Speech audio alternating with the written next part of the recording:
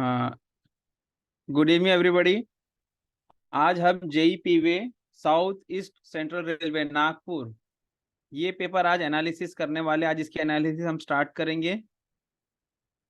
आप देख सकते हैं कि ये पेपर जो है हमारा south east central railway Nagpur का है। Will just go through it. और यहाँ पे देखिए आपके सामने क्वेश्चंस हैं। सबसे पहला क्वेश्चन हमारा है, in PQRS working auxiliary track should be laid at a gauge of. सबसे पहले हम लोग यहाँ पर PQRS के बारे में थोड़ा सा डिस्कस कर लेते हैं कि PQRS वर्किंग, PQRS होती क्या है। सबसे पहले हम उसके बारे में जान लेते हैं। हमारी बहुत सारी ट्रैक मशीन्स हुआ करती हैं, उसमें से एक ट्रैक मशीन हमारी है PQRS मशीन। आप अगर मैनुअल में देखेंगे ना, कुछ कुछ जगहों पे you will find this term. What is it? TLE। What is TLE? Track track laying laying equipment. Track laying equipment, ठीक है। तो ट्रैक लेइंग इक्विपमेंट, इसके अंदर हमारी दो मशीनें हैं। बहुत सारे ट्रैक मशीनों के अंदर ट्रैक लेइंग इक्विपमेंट दो मशीनें हैं हमारी। एक हमारी है PQRS यानी कि प्लाजर क्विक रिलेइंग सिस्टम, और दूसरा हमारा है TRT यानी ट्रैक रिलेइंग ट्रेन।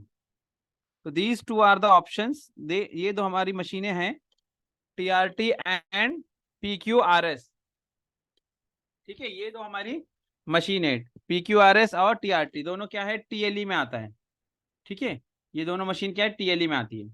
अब यहाँ पर हम किस मशीन की बात कर रहे हैं, PQRS। इन दोनों मशीन की ट्रैक लेइंग इक्विपमेंट की जो दोनों मशीन है, इन दोनों मशीनों का काम एक ही है कि जो ट्रैक जो है पुराना है उसको निकाल के नया ट्रैक डाला जाए। अब पुराने ट्रैक में निकाल के नया ट्रैक डालना है तो आपको स्लीपर बदली करना है, आपको रेल बदली करना है, उसकी फास्टनिंग बदली करना है कि नहीं। तो इतनी सारी चीजें हमको चेंज करनी होती है। तो यहाँ पर पॉपुलरली स्लीपर बदली करने के लिए तो खास करके हमारे लिए बहुत दिक्कत होती है PSC स्लीपरों के अंदर, क्योंकि बहुत हैवी हैवी स्लीपर हुआ करती है। तो इसके लिए हमारे पास PQRS और TRT इस तरीके से दो इक्विपमेंट्स हमारे पास अवेलेबल है। तो जिसमें से हम अभी डिस्कस कर रहे हैं जो है वो है हमारी PQRS। तो PQRS की वर्किंग जरा समझना पड़ेगा थोड़ा सा। मैं इसमें ज्यादा टाइम लूंगा, कुछ लोग हो सकता है कि ज्वाइन करने में टाइम लग रहा है, तब तक वो ज्वाइन भी हो जाएंगे, तो हमारा दोनों काम हो जाएगा। तो सबसे पहले हम आप बात करें PQRS की। तो PQR नॉर्मल जो मेरा ट्रैक होता है, नॉर्मल जो मेरा ट्रैक होता है ये कुछ इस तरीके का ट्रैक होता है। इसमें हमारी रेले वगैरह बिछी हुई होती है कि नहीं। नॉर्मल जो मेरा ट्रैक होता है इसमें रेले मेरी सपोज इस तरीके से बिछी हुई होगी, और इसी पे ट्रेन चलती है हमारी। लेकिन PQRS आके करती क्या है, PQRS मशीन आकर क्या काम करती है? PQRS मशीन आकर ये पुराना ट्रैक जो है जिसको हम लोग आमतौर पे अपनी कन्वीनियंस के हिसाब से कट कर देते हैं। हम अपनी यानी 13 मीटर से कम लेंथ में थोड़ा इसको कट मार्क करके हम लोग यहाँ पर क्या करते हैं, रखते हैं। ये तो ये जो ट्रैक जो है कट मार करके पट्टी लगा के गाड़ियां चलाई जाती है, और अगर वो रेलों को दोबारा यूज नहीं करता तुरंत गैस भी कट किया जाता है। कोई भी तरीका हो सकता है, इनको काट के रखा जाता है। तो PQRS मशीन आके करती क्या है, इसे जरा समझना है हमें। PQRS मशीन आएगी तो ये जो पैच है ना हमारा, ये जो हमारा जो है ट्रैक है, पुराना ट्रैक, इसको उठाएगा। PQRS क्या करेगा, पुराने ट्रैक को उठाएगी, लेकर जाएगी, नया ट्रैक लाकर लगा देगी। अब ये ट्रैक के अंदर जब मैंने बात किया तो इसके अंदर स्लीपर है, रेल सब कुछ पहले से होगी। से दीज आर माई स्लीपर्स, से ये मेरे स्लीपर्स हैं, इस तरीके से मेरे स्लीपर्स होंगे, और इसके कनेक्टिंग जो रेल होगी, तो पूरा का पूरा रेल का जो सेट होगा ना, 13 मीटर का जो पैच होगा, इसको ये उठाकर लेकर चले जाती पुराने ट्रैक को, और नया ट्रैक को लाकर डाल देती। तो इसके लिए हमें क्या लगता है, अब हमें मुद्दे की बात पर आते हैं। तो हमारे जो PQRS ट्रैक इसी ट्रैक पर चलेगी, तो इसी ट्रैक को उठाएगी कैसे, सेम ट्रैक पर चल के सेम ट्रैक को उठाएगी कैसे। तो उसके लिए क्या करना पड़ता है, हमें एक और ट्रैक बिछाना पड़ता है, एक और ट्रैक बिछाना पड़ता है जिसे हम कहते हैं ऑक्सिलरी ट्रैक। तो ये जो ऑक्सिलरी ट्रैक जो ब्लैक कलर की लाइन मैंने बनाई है, this is nothing but auxiliary track. आई बात समझ में। तो ये जो ऑक्सिलरी ट्रैक होता है, तो कॉन्सेप्ट एक्चुअली ये होता है कि जो पुराने ट्रैक पे गाड़ी जिस पे चल रही है, जैसे गाड़ी हमारी चल रही है PQRS हमारी, इसी को उठाना है तो कैसा चलेगी, तो ये हमारा जो PQRS रेक होता है वो इसके ऊपर चलता है, कौन से ट्रैक पर, ऑक्सिलरी ट्रैक पर, यानी जो ब्लैक वाला है ना उसके ऊपर चलता है। इसका पोर्टल क्रेन होता है, ये पोर्टल क्रेन आएगा, ये जगह पर पहुंचेगा। जैसे कि फॉर एग्जांपल मैं इसको यहाँ पर ले आता हूँ, तो मैंने इसको यहाँ पर ले आया, और ये आके क्या करेगा, इसके जो हुक्स वगैरह होते हैं वो आकर इसको यहाँ पर टाई होंगे दोनों तरफ से, और ट्रैक को बीच में से ये उठाएगा, लिफ्ट करेगा, फिर बाद में इसको क्या करेगा, बैक लेकर चला जाएगा। क्या करता है, इसको बैक लेकर चला जाता है, और जो पूरे हमारे जो PQRS में BRN होता है उसके ऊपर रख देते हैं, और आते समय जो फ्रेश ट्रैक होगा हमारा 13 मीटर का, वो लाकर लगा देगा, यहाँ पट्टियां वगैरह बांध दी जाती, इस तरीके का वर्किंग है। तो बेसिकली ये कॉन्सेप्ट मैंने थोड़ा सा बता दिया आप लोगों को। यहाँ पर हमारा जो क्वेश्चन है उसका आंसर, अब हम हमारे क्वेश्चन के आंसर पर आते हैं। तो ऑक्सिलरी ट्रैक किसको बोलते हैं, जो ब्लैक कलर की दोनों लाइनें हैं ना, इसे बोलते हैं ऑक्सिलरी ट्रैक। तो इसका गेज कितना है ये पूछा जा रहा है हमसे, कि what is the gauge of auxiliary track.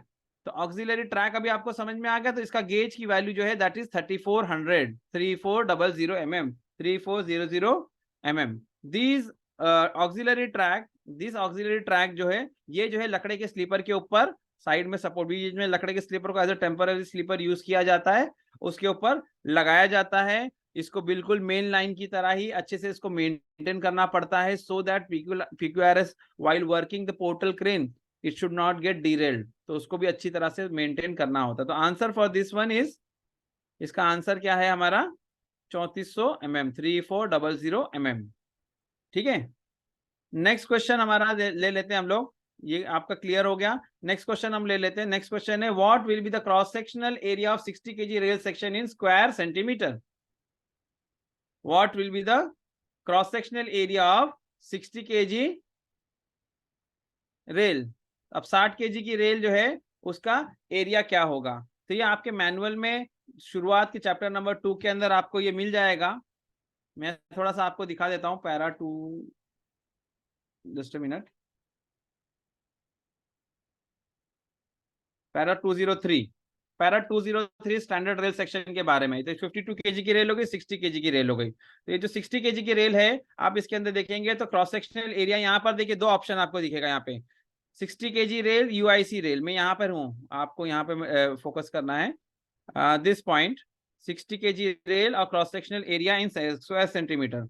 60 kg rail, cross sectional area in square centimetre, कितना है ये, 76.86। सो लेट अस चेक हमारे क्वेश्चन के अंदर ये ऑप्शन है क्या, होना जरूर चाहिए, क्योंकि इसमें दो रेल्स हैं। इन जनरल में हमारा आंसर यही है, but let us check it. 76.86 over here it is there. तो इसका आंसर क्या हो जाएगा, 76.86, cross sectional area of 60 kg rail in square centimetre. मैं यहाँ पर इसलिए बोल रहा था कि है कि नहीं देखना, क्योंकि हमारे पास 60 kg की एक और रेल है आज की तारीख में, हमारे पास एक और रेल है 60 kg की। वो कौन सी रेल है वो जरा देख लेते हैं हम लोग, that is 60E1 rail, 60E1 rail. ठीक है, तो 60E1 रेल का जो है एरिया क्या है ये जरा आप देख लें अभी। 60E1 रेल जो है हमारी, इसका जो हेड की प्रोफाइलिंग थोड़ा सा अलग होती है। 60E1 रेल की जो हेड की प्रोफाइलिंग थोड़ी सी अलग है, हेड विड्थ जरा कम है। नॉर्मली 60 kg की रेल में 74.3 हेड विड्थ होता है, और यहाँ पर होता है 72 mm। इसको R260 रेल भी कहा जाता है। तो इसका cross sectional area square centimetre में कितना है, 76.70 स्क्वायर सेंटीमीटर। और जो पुरानी वो जो 60 kg UIC की रेल है, 60 kg UIC की रेल अभी आपको दिखा था पुराने पेज पे, 76.86। तो थोड़ा सा एरिया के अंदर 0.16 स्क्वायर सेंटीमीटर का फर्क है। UIC रेल में 76.86 है, और वहां पर क्या है 60E1 में 76.70। तो हमारे क्वेश्चन के अंदर अगर हम जाके देखेंगे हमारे पेपर के अंदर, तो हमें यहाँ पर 76.70 नहीं मिल रहा, और इन जनरल बात हो रही है, तो इसका आंसर है 76.86 स्क्वायर सेंटीमीटर, है कि सेंटीमीटर स्क्वायर। ठीक है, नेक्स्ट क्वेश्चन की तरफ बढ़ते हैं हम लोग। नेक्स्ट क्वेश्चन है हमारा, whistle indicator should be provided at a distance of. ये हमने लास्ट टाइम भी देखा था लेवल क्रॉसिंग के चैप्टर के अंदर, अभी फिर से देख लेते हैं। इसका आंसर पता ही है सबको, फिर भी para 804 something like this, 8 chapter है जहाँ तक मैं समझ, लेवल नहीं 9 चैप्टर है, सॉरी 901 ले लेते हैं। विसल इंडिकेटर बोर्ड,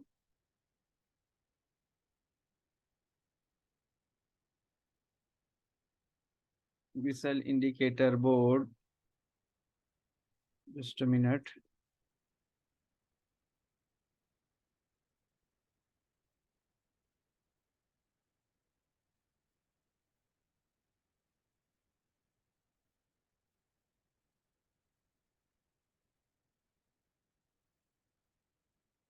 टेबल में भी मिल जाता था ये,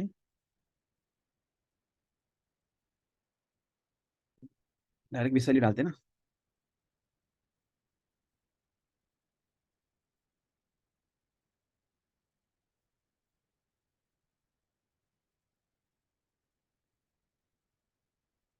पैरा नंबर, हाँ ये आ गया ना, पैरा 815 में है, सॉरी मैं उधर चला गया था, 9 चैप्टर में, 8 चैप्टर में है ये।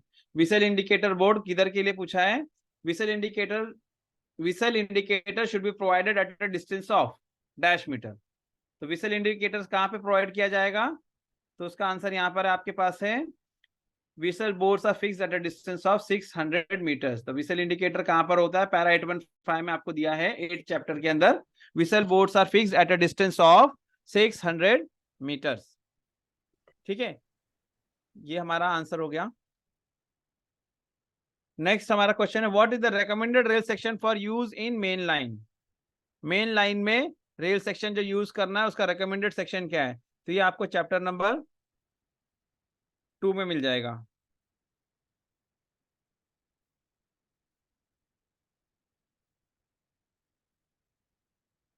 Chapter number 2 rails and rail fastenings के अंदर you will get the answer for this. तो सब ये तो रेल के बारे में है, this chapter I think you don't get, ये आपको चैप्टर 3 या चैप्टर 4 में, इसमें इसी में पार्ट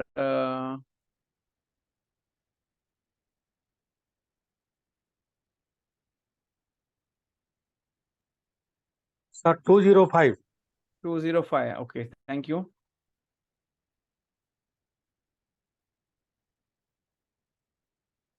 रिकमेंडेड रेल सेक्शन, ठीक है, रिकमेंडेड रेल सेक्शन फॉर किसके लिए बोला है? इन जनरल क्वेश्चन हमारा क्या है, what is the recommended rail section for use in main line?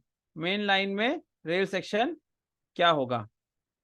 तो इसका यहाँ पे आंसर है जो है 205 के अंदर है main line, track track renewal, doubling, new line, gauge conversion, 60 KG rails with minimum 90 KG है, ठीक है। मेन लाइन बोला है क्या इसने हमको?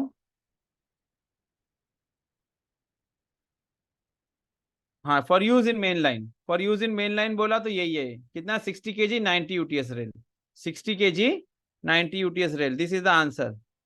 60 केजी की रेल विथ मिनिमम 90 यूटीएस का होना चाहिए, ठीक है। तो ये इसका हमें आंसर मिल गया। तो ये इसका आंसर क्या है? Option C, option C is the correct answer over here, 60 KG per metre. Next question, when more than one person holding competency certificates travels in a trolley, the dash is responsible for its safe working।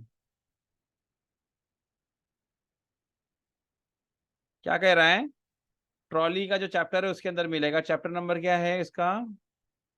Just a minute, देखता हूं मैं। When more than one person holding competency certificate travels in a trolley, the dash is responsible for its safe working। Head trolley man, trolley holder, the man who is manning the brakes, या higher official accompanying trolley. तो इसका answer क्या होगा? तो उसका official incharge होगा, para 824।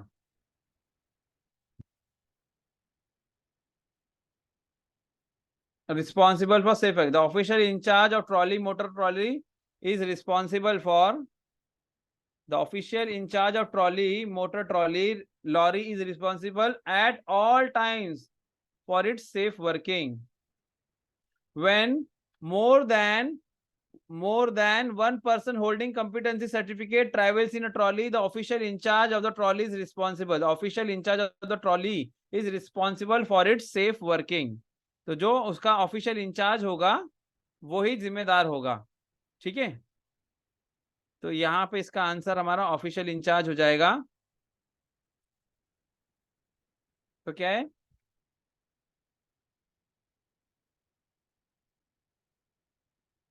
इसके हम क्वेश्चन ऑप्शन के अंदर जरा सा एम्बिग्युइटी जरा देखते हैं क्या कह रहा है। हेड ट्रॉली मैन नहीं, ट्रॉली होल्डर नहीं, the man who is manning the brakes नहीं, हायर ऑफिशियल अकम्पनिंग ट्रॉली। यहाँ पे ऑप्शन ही बराबर नहीं है इस क्वेश्चन के अंदर। इसका आंसर हमारे मैनुअल के हिसाब से क्या है, the official incharge of the trolley. ठीक है, जो इंचार्ज होगा उसका वो होगा। तो इसका आंसर ऑप्शन के हिसाब से,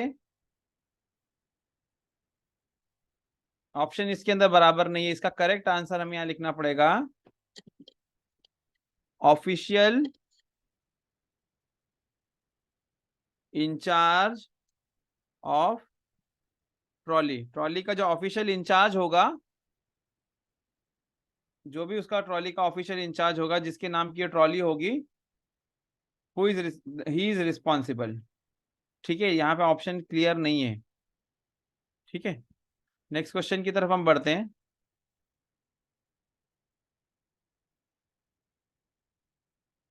इन cuttings and high banks, trolley refuges should be provided at dash meter intervals. Cuttings and high banks, trolley refuge कहाँ प्रोवाइड की जाएगी? ट्रॉली रिफ्यूज, ट्रॉली रिफ्यूज कहाँ प्रोवाइड की जाएगी?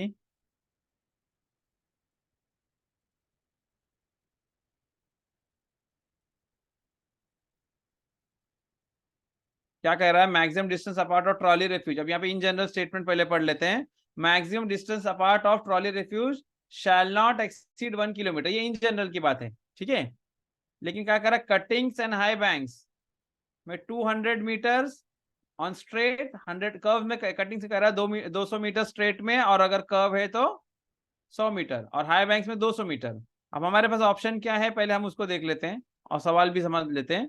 कटिंग्स और हाई बैंक की बात हो रही है, लेकिन एट डैश मीटर इंटरवल, तो इसका आंसर एक्चुअली 200 मीटर, यहाँ 20 लिख दिया है। ऑप्शन गलत है, समझ रहे हैं आप? पेपर के अंदर एम्बिग्यूटी है इसके अंदर। तो इसमें 200 मीटर और 100 मीटर, और यहाँ पे 200 मीटर, दोनों में कॉमन चीज क्या है? That is nothing but 200 metre. तो 20 मीटर तो नहीं हो सकता आंसर इसका। इसका आंसर 20 मीटर तो नहीं हो सकता, तो क्या होगा उसका आंसर? 200 मीटर होगा। ठीक है, शायद हो सकता है उसके अंदर करेक्शन वगैरह आया होगा पेपर के टाइम पे। तो answer for this is 200 metres. क्या है? In cutting the highway trolley refuge should provide at 200 metre intervals. Okay, next question की तरफ हम जाते हैं। Which of the following statement defines group D special line of classification? अब group D special अब खत्म हो चुका, अब तो ग्रुप डी स्पेशल रहा ही नहीं। और इसके अंदर ऑप्शन भी 3 ही दिया है। देखिए इस पेपर में कितनी गड़बड़ है, 3 ऑप्शन है ही नहीं, ए सी डी। ठीक है, लेकिन यहाँ पर वो कह रहा है, अगर पुराने के हिसाब से अगर हम देखे भी, तो ग्रुप डी स्पेशल के अंदर क्या था?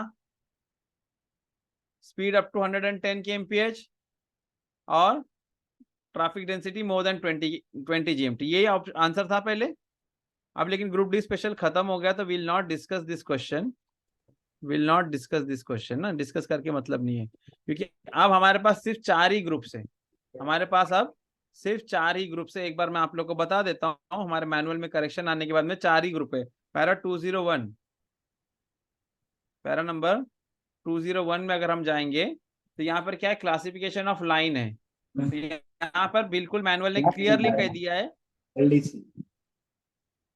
ठीक है, मैनुअल ने क्लियरली कह दिया classification of line, group A, group B, group C, group D. Group D special और group E appearing anywhere in IRPW shall be read as group D.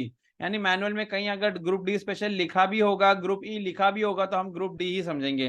तो यहाँ पर जो है, अभी हमारे पास डी स्पेशल रूट है ही नहीं, हमारे पास अब डी स्पेशल ग्रुप है ही नहीं, तो हमारे पास ग्रुप डी है। तो उसके लिए क्राइटेरिया 110 kmph। पेपर पुराना है, इस वजह से आपको ये दिख रहा था।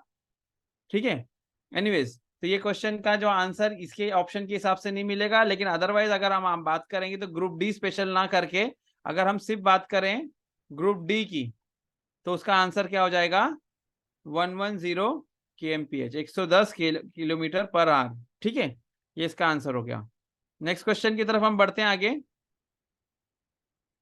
What is minimum sleeper density prescribed in IRPWM for main line? IRPWM में minimum sleeper density main line के लिए क्या प्रिस्क्राइब की गई है? तो स्लीपर डेंसिटी को चेक कर लेते हैं हम लोग अभी।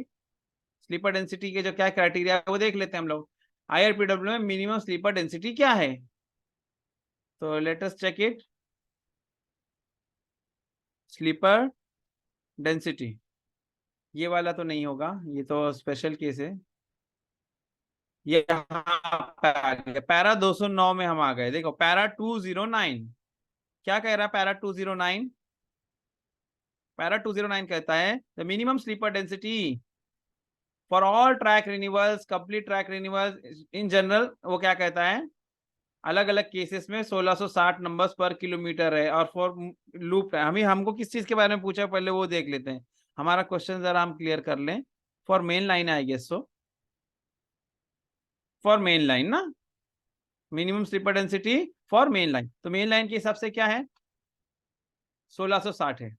क्या है? For main line shall be 1660। देखो इसमें पूरा हाईलाइट करता था। Minimum sleeper density for all track renewal that is CTR and TSR, doubling gauge conversion new line construction work for main line shall be 1660 numbers per kilometer। तो main line की बात हो रही थी, तो मेन लाइन में कितना है? 1660 है। ठीक है, कितना? इसका आंसर क्या होगा? 1660 नंबर्स पर किलोमीटर। ठीक है, इसका आंसर क्या होगा? 1660 नंबर्स पर किलोमीटर। यहाँ क्योंकि ये टर्म पे ध्यान दें, आप बोलोगे सर 1540 भी तो होता है, लेकिन यहाँ पर वो कह रहा है कि फॉर मेन लाइंस। अब ये न्यू लाइन वगैरह के लिए, एग्जिस्टिंग के लिए क्या इंस्ट्रक्शन है अगर आगे कहीं दिया है तो हम देख सकते हैं, बट इन जनरल अगर हम बात करेंगे तो उसका आंसर यही है 1660। ठीक है ना, लूप लाइन साइडिंग्स के लिए अलग इंस्ट्रक्शन हैं, और जहाँ साइडिंग की स्पीड ज्यादा हो जाएगी तो वहां पर भी इंस्ट्रक्शंस अलग है, 1660 हो जाती है या 50 kmph से ज्यादा की स्पीड पर गाड़ी चलती है। अदरवाइज मिनिमम स्लीपर डेंसिटी क्या है? 1660 नंबर्स पर किलोमीटर। तो किसका आंसर क्या होगा? 1660 नंबर्स पर किलोमीटर। तो ये ऑप्शन इसका 1660 हो गया। नेक्स्ट ये हमारा क्वेश्चन है, ये IRSOD का क्वेश्चन है। एनीवेज हम देख लेंगे इसको। What is the minimum horizontal distance of a platform coping goods और passenger from the adjacent track centre? किसकी बात हो रही है? गुड्स और पैसेंजर की बात हो रही है। मिनिमम हॉरिजॉन्टल डिस्टेंस क्या होगा? ठीक है, तो ये हम लोग IRSOD में देखेंगे। तो let me open IRSOD first ताकि मैं आपको एक्सप्लेन कर सकूं।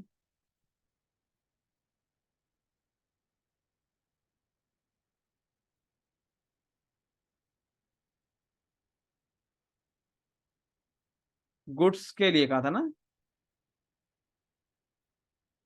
क्वेश्चन एक बार फिर से देख लेते हैं। Minimum horizontal distance of a platform coping for goods और पैसेंजर।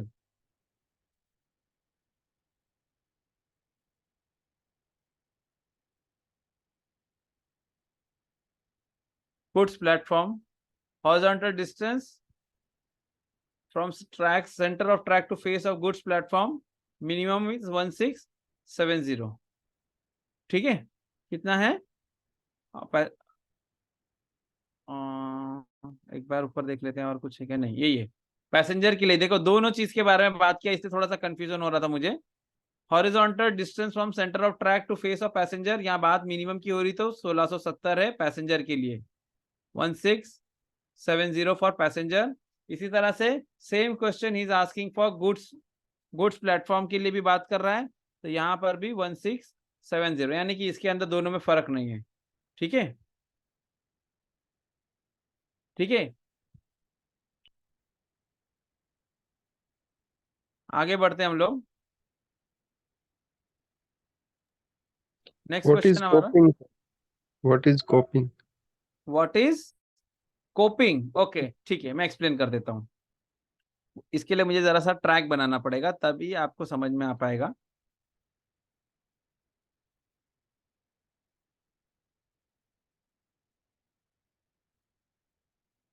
ये मेरा ट्रैक है और यहाँ पे सिर्फ एक स्कीमेटिकली मैं यहाँ पे रेल ऐसे ही बना देता हूँ। Just try to understand that it is a rail. अब रेल बराबर से बनाऊंगा नहीं मैं। और यहाँ पर ये रहा मेरा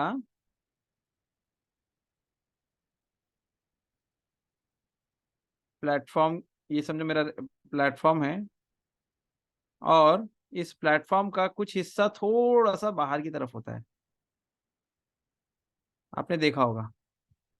ये जो पार्ट प्रोजेक्टेड है ना, ये टॉप का level, this is called as platform coping. इसको क्या कहते हैं? प्लेटफॉर्म कोपिंग बोलते हैं। तो ये मेरा ट्रैक सेंटर ना, ये ट्रैक का सेंटर है मान के चलो। तो यहां से दूरी की बात चल रही है, distance between this two, this distance they are talking about. तो उसके लिए वो क्या कह रहा है कि मिनिमम और मैक्सिमम दो बात हो गई ना। तो मिनिमम वो कह रहा है पैसेंजर के लिए 1670, मैक्सिमम 1680, यानी बहुत टाइट टॉलरेंस रखा है, ज्यादा इसमें मार्जिन नहीं रखा है। इसी तरह गुड्स के लिए भी मिनिमम 1670, मैक्सिमम 1680। तो कोपिंग तो इसी चीज को बोलते हैं, जो ऊपर ब्राउन पार्ट है ना, ये ब्राउन वाला पार्ट है, this is called as platform coping. ठीक है। और दूसरा देखो, एक और चीज भी देख लो। और ये दूसरा जो पार्ट है ना, मैं यहाँ पे नॉमेनक्लेचर कर देता हूं मैं, ताकि आपको क्लियर हो जाए कि this thing, this is platform coping. थोड़ा सा और स्पेसिफिक हो जाता हूँ। इसको हम बोलते हैं प्लेटफॉर्म कोपिंग, प्लेटफॉर्म कोपिंग, इसे हम क्या कहते हैं? Platform coping. और दूसरा जो है हमारा, दूसरी मार्किंग में यहां पे से करता हूं, दिस इज, ये दूसरा वाला जो है ये कहलाता है प्लेटफॉर्म वॉल। वो भी चीज यहाँ पे एक्सप्लेन कर ही देता हूं मैं, जब ये साथ में आ ही गया है तो प्लेटफॉर्म कोपिंग से दूरी कितनी हो? Minimum 1670, maximum 1680, minimum 1670, maximum 1680। लेकिन प्लेटफॉर्म वॉल से जो दूरी हो, यहाँ पे नेक्स्ट क्वेश्चन प्लेटफॉर्म वॉल से है, उसको मैं अलग कलर से मार्क करता हूं। ये ब्लू वाला, ये जो ब्लू कलर से मैंने मार्क किया है, थोड़ा सा दूसरा वाला क्या है? Platform wall.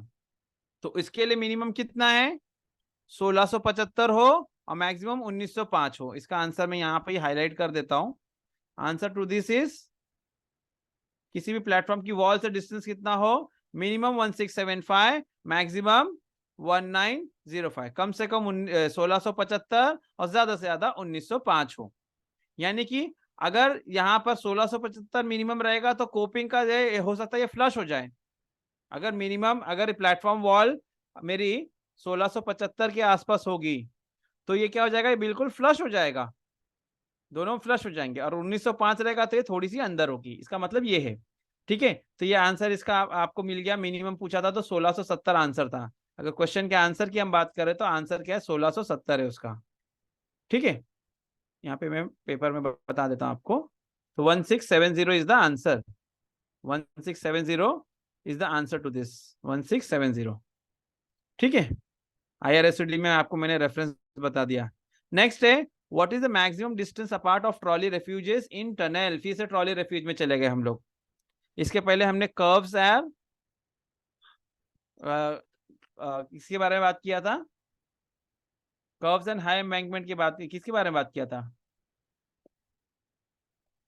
अभी यहाँ पे नेक्स्ट क्वेश्चन हमारा जो है, ट्रॉली रेफ्यूजेस इन टनल की बात हो रही है। यहाँ पर अब बात हो रही है tunnel, trolley refuges in tunnel. तो इसको भी फिर से ले लेते हैं।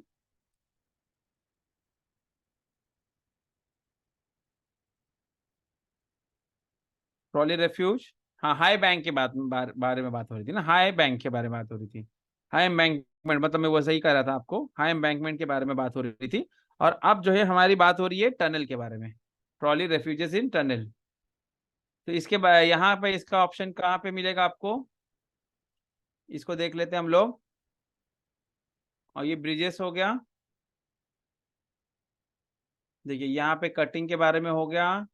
और फिर यहाँ पर आप बढ़ेंगे तो फिर maximum distance apart on bridges in case of tunnels. देखो पॉइंट नंबर 4, पॉइंट नंबर 4 में हमें आंसर मिल जाएगा इसका। In the case of tunnels, in the case of tunnels, maximum distance apart of trolley refuge shall not exceed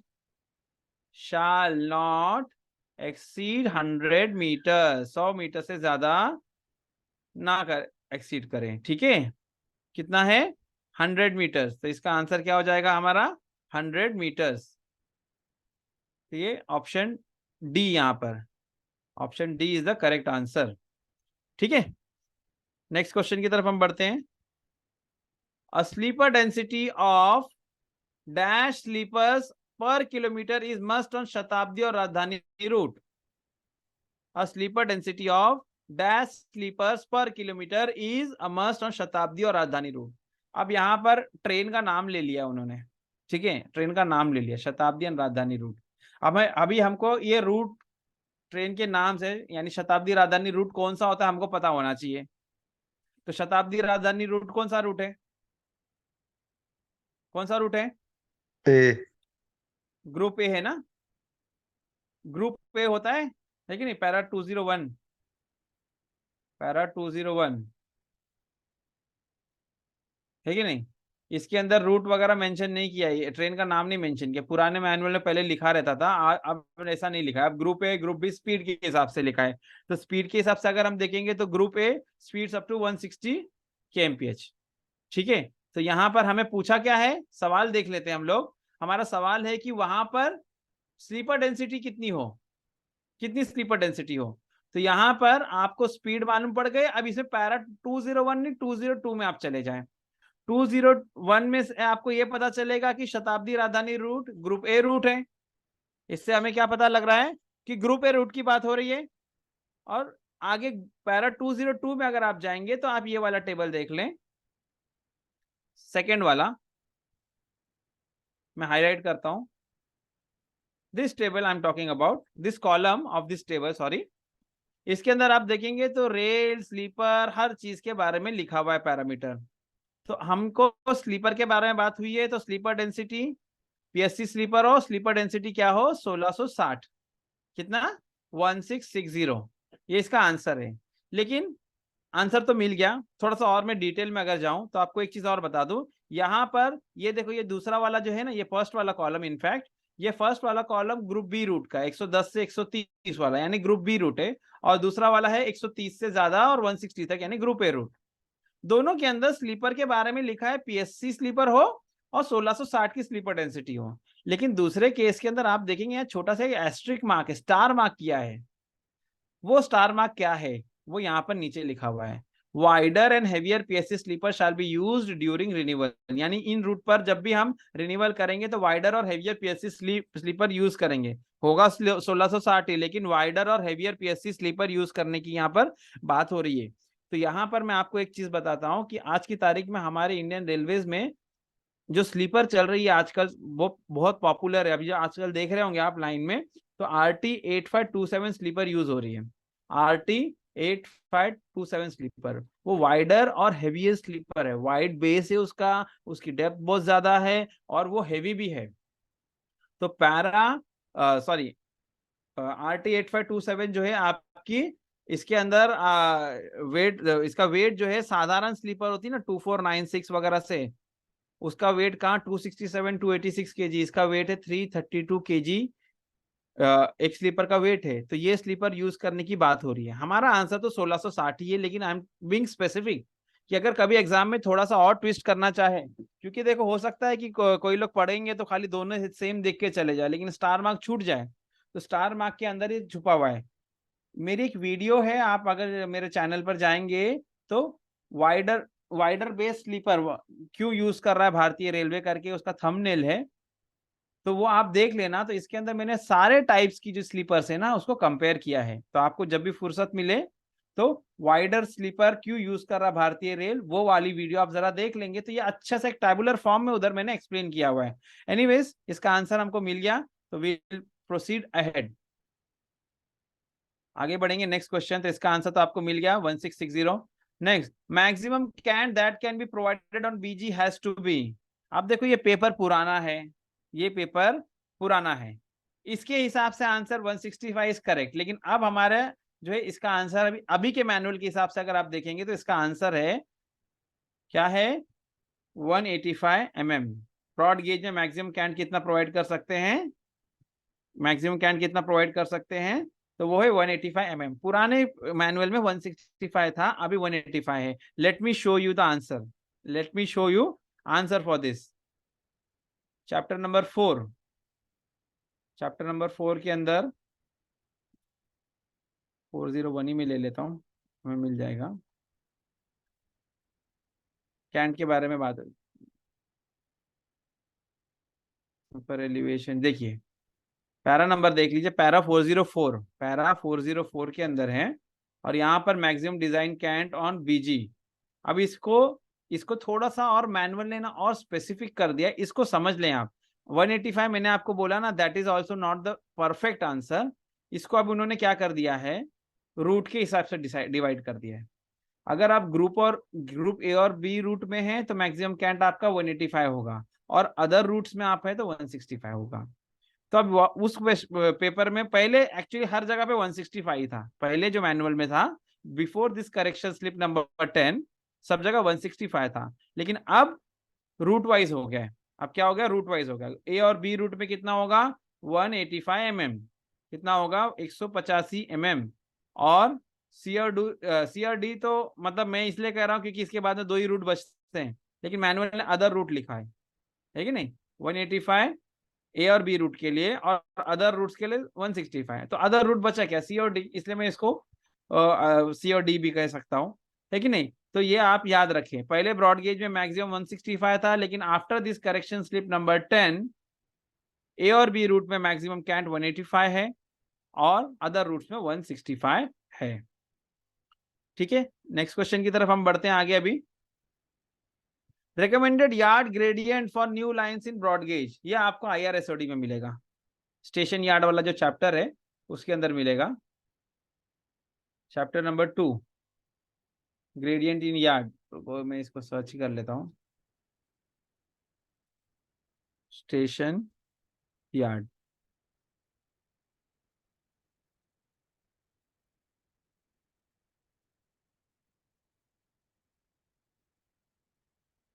देखो यही मिल गया आपको, सामने मिल गया, चैप्टर नंबर 2 के अंदर IRSOD के अंदर मिल गया, मैक्सिमम और steepest gradient in station yards. हमारा क्वेश्चन एक बार हम अच्छे से देख लेते हैं। recommended yard gradient for new lines in broad gauge. recommended yard gradient, yard में क्या रेकमेंड की बात चल रही है, तो क्या हो।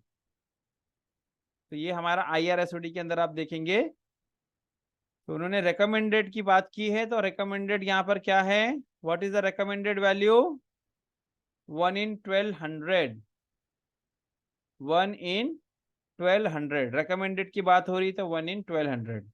ठीक है, स्टीपेस्ट की यहाँ पर बात नहीं हुई है, बात हुई है स्टीपेस्ट की नहीं हुई है, यहाँ पर बात हुई है रेकमेंडेड की। तो जरा इसको एक बार हम नजर मार लेते हैं, लेकिन कि क्या है कि नया काम अगर हम कुछ कर रहे हैं, अगर हम कुछ न्यू वर्क कर रहे हैं, if you are doing new work और ऑल्टरेशन टू एग्जिस्टिंग वर्क, उस टाइम पे रेकमेंडेड कितना है, 1 in 1200 का हमको देना है। लेकिन मैक्सिमम वैल्यू क्या है, 1 in 400। और एग्जिस्टिंग वर्क अगर कहीं है तो उसमें 1 in 400।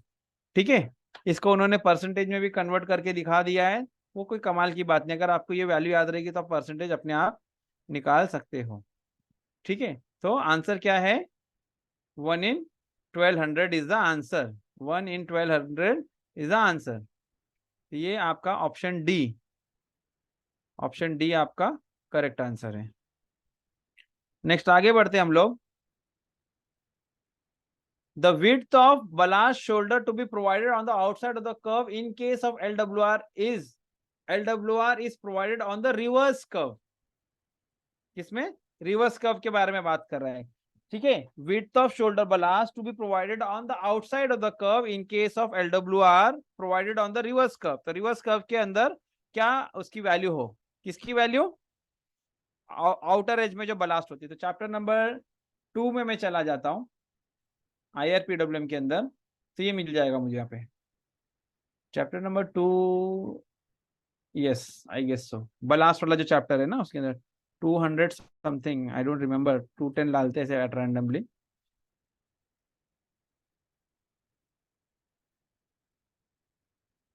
बलास्ट वाला जो चैप्टर है ना उसके अंदर मिलेगा ये। दिस इज सॉरी, तो 1200 में पहुंच गया मैं, सॉरी।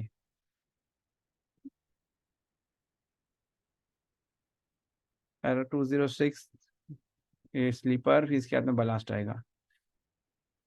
देखो बलास्ट के सेक्शंस के बारे में ना, तो LWR का ये to,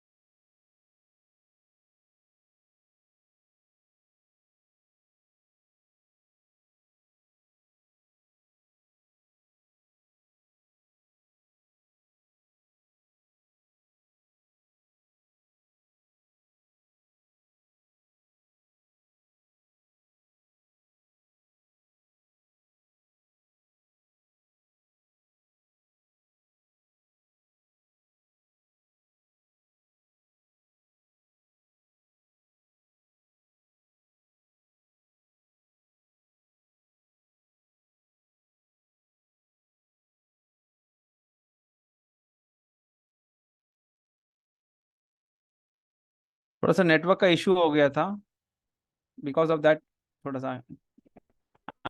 able to here?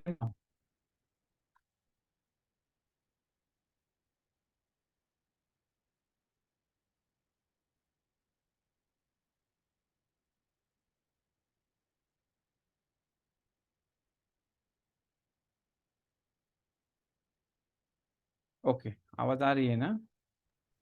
No, sir third आवाज चैप्टर नहीं में आ रही जाइए है। सर, 301 या 302 ओके में जाइए सर। ओके, चलो देख लेते हैं chapter number 3।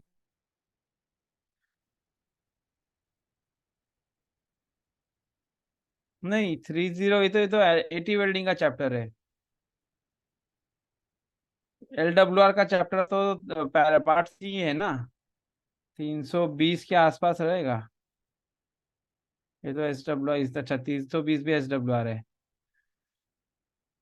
Just a minute.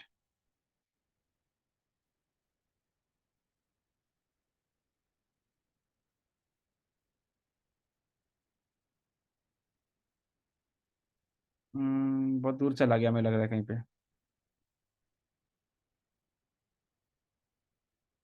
LWR 325 से स्टार्ट होता है, तो हमारे यहाँ पे बात किस चीज के बारे में हो रही है? बलास्ट के बारे में ना। ये देखिए, ये आपको आंसर मिल गया पैरा 326 के अंदर।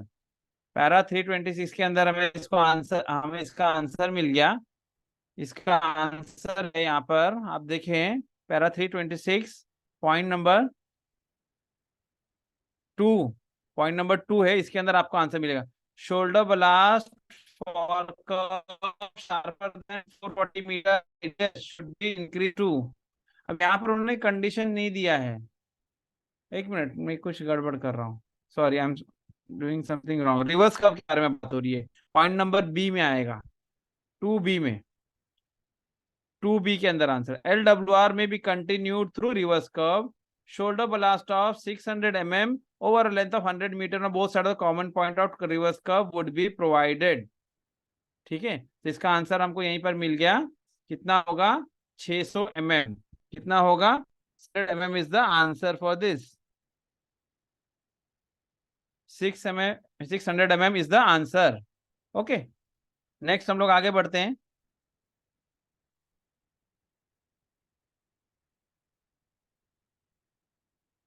नेक्स्ट क्वेश्चन है, देखो 600 mm इसका आंसर होगा। विड्थ ऑफ शोल्डर ब्लास्ट कितना है? 600 mm। ओह,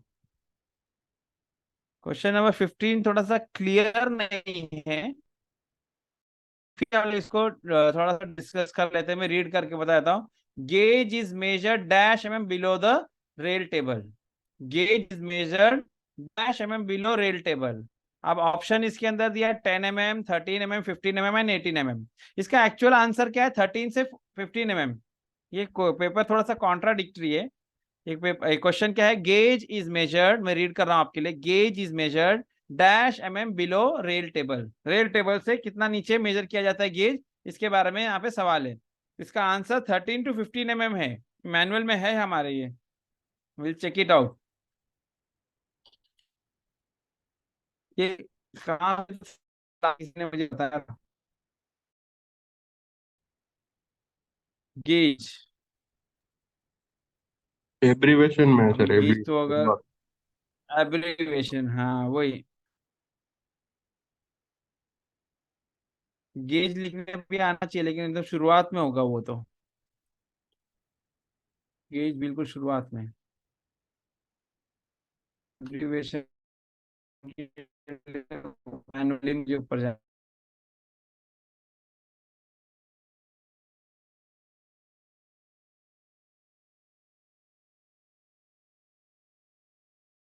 भी और ऊपर।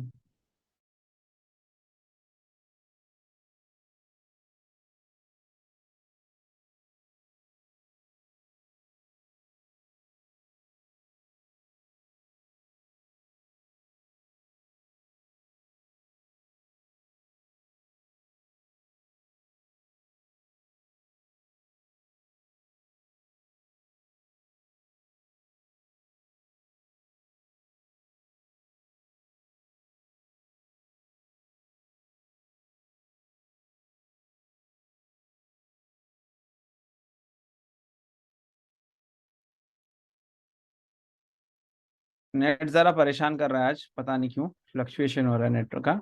एनीवेज, इसका आंसर आपने देख लिया कि यहाँ पर क्या लिखा है। It is the shortest distance between the gauge faces of rails of a track between two rails. It is usually measured at a level between 13 to 15 mm below the rail top. rail top से 13 से 15 mm नीचे। तो ये range है यहाँ पर actually, ये range है 13 से 15 mm नीचे। अब क्वेश्चन के अंदर 13 भी दिया है, 15 भी दिया है, तो ये कंफ्यूज करने वाली चीज है। The answer would be 13 to 15 mm, 13 से 15 mm बिलो रेल टेबल। ठीक है, एक काम करता हूँ, मैं जो है पूरा इसको वहाँ का टेक्स्ट ही कॉपी कर देता हूँ, बिकॉज यहाँ पे क्वेश्चन भी क्लियर नहीं आ रहा है, तो रीड करने में दिक्कत हो रही है लोगों को। I directly type this complete sentence over here, है कि नहीं? ये पूरा स्टेटमेंट मेरे मैनुअल का जो है मैंने यहाँ पे कॉपी कर दिया। गेज के बारे में, गेज क्या है? It is the shortest distance between the gauge face of a rail of a track between two rails. It is usually measured at a distance at a level between 13 to 15 mm below the rail table. Next question की तरफ हम आगे बढ़ते हैं। अभी हम लोग आगे कहता है what should be the minimum depth of blast cushion for all doubling gauge conversion new line construction work etcetera. Minimum depth of blast cushion के बारे में बात हो रही है। अगेन ये चैप्टर नंबर 2 में मिलेगा, चैप्टर नंबर 2 में मिलेगा। मिनिमम बलास्ट कुशन की बात हो रही है यहाँ पर, चैप्टर नंबर 2 में हमको मिलेगा ये। 208 समथिंग ऐसे में डाल के देखता हूँ। ये तो कंक्रीट का है, इसके बाद बलास्ट है। मिनिमम डेप्थ की बात हो रही है। इस चीज के लिए पूछा है, देखो यहाँ पे आपको मिल गया ये आंसर। और डबलिंग गेज कन्वर्जन और new line, doubling gauge conversion and new line construction के लिए पूछ रहा है। तो doubling gauge conversion new line के लिए क्या है? इसका आंसर क्या है? इसका आंसर होगा ballast cushion for doubling gauge conversion new line construction work should be 350 mm, 350 mm इसका आंसर होगा। ठीक है, तो this question is clear now, ये हमने पढ़ लिया। इसका आंसर क्या है? 350 mm। नेक्स्ट आगे बढ़ते हैं। What is the minimum formation width for new work in both embankment and cutting. अब देखिए ये जो क्वेश्चन है ना, बहुत पहले मैनुअल में यहां पर एम्बैंकमेंट और कटिंग में फॉर्मेशन विड्थ में फर्क था, पहले फर्क था। कटिंग के अंदर 6850 था और एम्बैंकमेंट में 7850 था। लेकिन अब जब अगर मैं बात करूंगा तो अब दोनों सेम है। आंसर इसका यहाँ पर यही है, 7850 है। रेफरेंस में आपको दिखा देता हूँ, आंसर इसका 7850 है। रेफरेंस आपको दिखा देता हूँ मैं, चैप्टर नंबर 2 के अंदर आपको मिलेगा ये। हम चैप्टर नंबर 2 में ही है ना, तो फॉर्मेशन ना, हम बलास्ट में, इसके बाद वाला चैप्टर, सॉरी बलास्ट के बाद वाले चैप्टर में आपको मिलेगा। Just a minute. ओ नहीं, ये उसी के अंदर एनेक्चर में दिया हुआ है, इसी के अंदर मिलेगा आपको।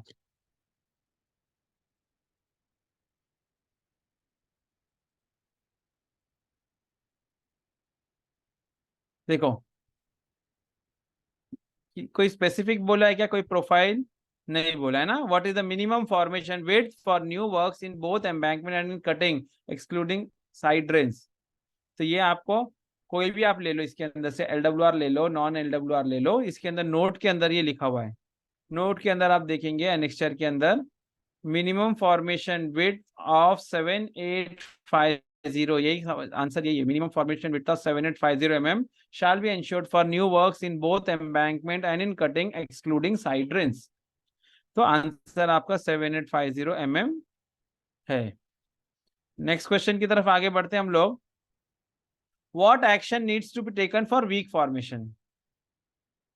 कोई फॉर्मेशन हमारा वीक है तो क्या किया जाए, तो ये अभी फॉर्मेशन के चैप्टर में मिलेगा, है कि नहीं। फॉर्मेशन का चैप्टर हमारा आगे है।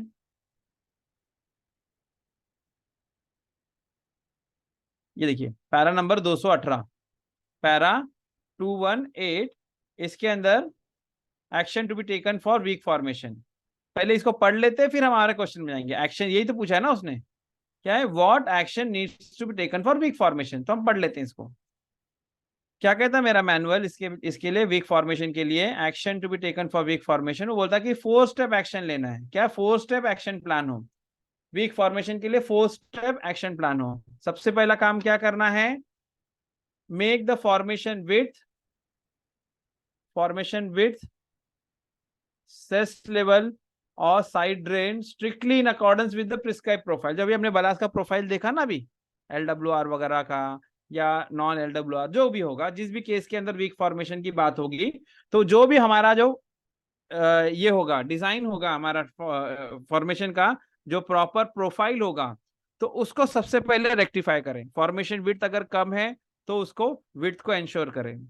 सेस अगर कम है, सॉरी सेस अगर लो है तो रेस करें, हाई है तो कम करें, यानी प्रोफाइल के हिसाब से करें। साइड ड्रेन के लिए क्या कहा है, क्या डायमेंशन हो, क्या लेवल पर हो, सबसे पहला काम तो ये कर। तो 4 स्टेप एक्शन प्लान में से सबसे पहला एक्शन हमारा क्या हो गया, फर्स्ट एक्शन हमारा क्या हो गया, एक्शन नंबर 1 की जो है प्रिस्क्राइब प्रोफाइल, जो हमारा प्रिस्क्राइब प्रोफाइल है उसके हिसाब से हमें क्या करना है, फॉर्मेशन को बनाना है जिस पैच में क्या है वीक फॉर्मेशन है। दूसरा क्या कहता है हमारा मैनुअल, सेकेंड स्टेप वो क्या कहता है, carry out shallow screening of ballast section.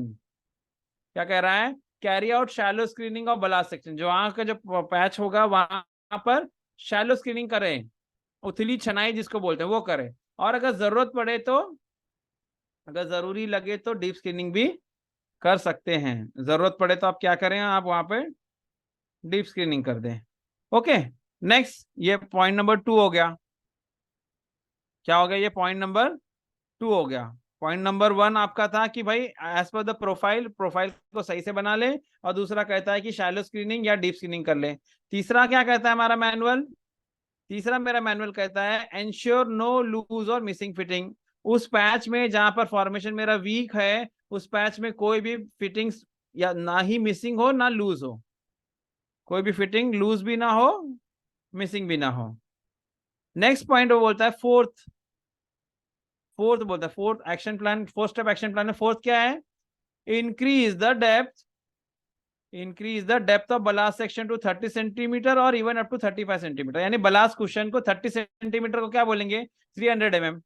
यानी कि यहाँ पे इस पैच में बलास्ट कुशन 300 mm तक किया जाए, और जहां पॉसिबल हो वहां पर 350 mm भी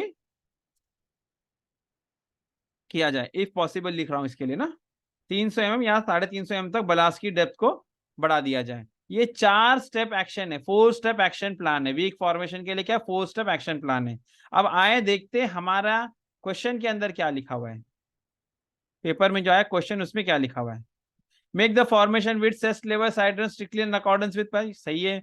carry out shallow screening of ballast section difference, सही है। Answer no loose fittings. तो 4 में से इन्होंने 3 ऑप्शन दिया और ऑल ऑफ द अबव बोला, बिल्कुल सही है। फोर्थ वाला इसके अंदर एक रह चुका है, क्योंकि 5 ऑप्शन तो होते नहीं है। तो increase the depth of blast वाला वो उन्होंने यहाँ मेंशन नहीं किया है, लेकिन ये जो 3 है ये तीनों तो सही है। तो इसका आंसर होगा ऑल ऑफ द अबव। तो इसका आंसर क्या होगा, all of the above.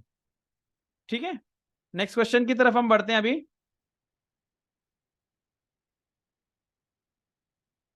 What should be the minimum clear distance between joint sleepers on bridge? Bridge पे जो जॉइंट स्लीपर्स होते हैं वहां मिनिमम क्लियर डिस्टेंस क्या हो, ये आपको IRSOD में मिलेगा। ये आपको IRSOD में मिलेगा जहां तक मैं समझ रहा हूं। Joint sleeper, let me check.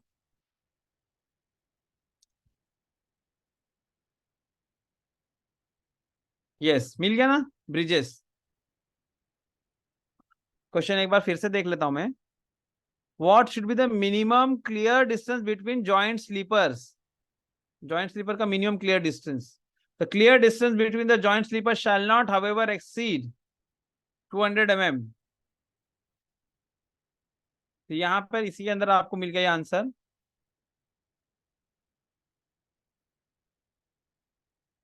पूरा पढ़ लेते हैं इसको। On existing bridges where there is nothing solid between sleepers to prevent a derailed wheel dropping, है कि नहीं। A clear distance between 2 consecutive sleepers shall not exceed, maximum की बात हो रही है, छोड़ें। The clear distance between the joint sleepers shall not, however, exceed 200 mm, and that the between the 2 consecutive is all new construction, so and so. तो minimum distance की बात हो रही है, तो कितना है 200 mm। The clear distance between joint sleeper shall not however exceed 200 mm, 200 से ज्यादा ना हो, यानी मैक्सिमम ये। तो यहाँ पे कितना हो गया डिस्टेंस इसका, 200 mm। तो ऑप्शन इसके अंदर है क्या, देखते हैं। Yes, 200 mm is there. ठीक है, नेक्स्ट। ज्वाइंट स्लीपर सर क्या चीज होता है ज्वाइंट स्लीपर? अरे जहां पर भी आप 2 रेलों को ज्वाइंट कर रहे हैं तो उसके अप्रोच की, उसके आजू बाजू की जो स्लीपर को ज्वाइंट स्लीपर बोलेंगे ना। कहीं अगर जंक्शन अगर आ रहा है ब्रिज पर, पट्टियां वगैरह बांधनी पड़ रही है, तो वहां की जो स्लीपर होगी वो ज्वाइंट स्लीपर। नेक्स्ट क्वेश्चन हमारा है 20 number. Lowest level of staff और supervisor competent for screening of ballast other than deep screening in LWR। तो ये LWR के अंदर आपको मिलेगा, ये LWR के अंदर मिलेगा, screening of ballast other than deep screening. ठीक है ना, सनाई के बारे में। तो एक टेबल है, एनेक्सर क्या 3/10 है शायद, मेरे को लग रहा है 3/10 होना चाहिए, 3/10, एनेक्सर 3/10। यस, और क्वेश्चन क्या है, लोवेस्ट लेवल ऑफ स्टाफ और supervisor competent for screening of ballast other than deep screening, यानी डीप स्क्रीनिंग की बात नहीं कर रहा है, अदर देन डीप स्क्रीनिंग की बात कर रहा है। तो हम यहाँ पे देखते हैं।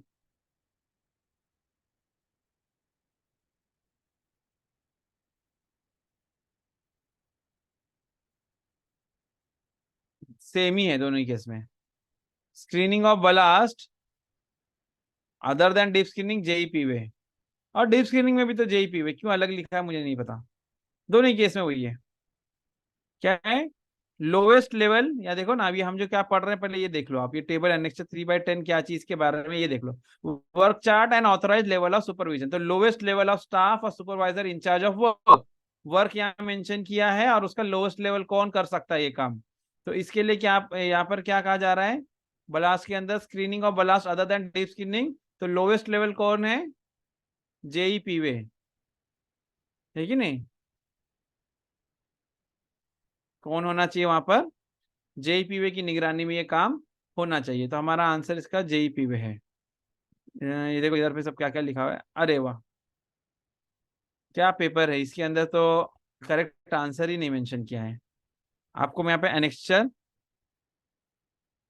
एनेक्स्चर 3/10, बहुत एम्बिग्यूटी इस पेपर के अंदर, आई डोंट नो हाउ कैसे बना ये पेपर। एनेक्स्चर 3/10, इसके अंदर आप देखेंगे तो इसमें क्या है मेंशन किया है, लोवेस्ट लेवल, यहाँ पे क्या है?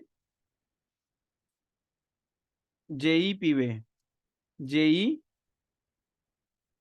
पीवे, JE P way is the answer for this, है कि नहीं? क्या है? JE P way. आप एक बार और दिखा देता हूं आप लोगों को।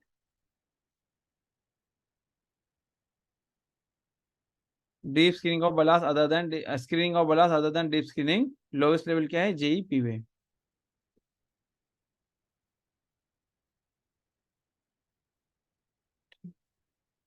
ये हो सकता है कि पहले के टाइम पे उस वक्त पीडब्ल्यूएस हुआ करते थे, आजकल पीडब्ल्यूएस नहीं है। तो अभी हम लोग तो करेक्ट आंसर इसी को समझेंगे जो हमारे सामने अभी है, करंट मैनुअल के हिसाब से जेईपीवे है। पहले हो सकता है पीडब्ल्यूएस रहा होगा, लेकिन अभी क्या है? जेईपीवे इसका आंसर है। ठीक है,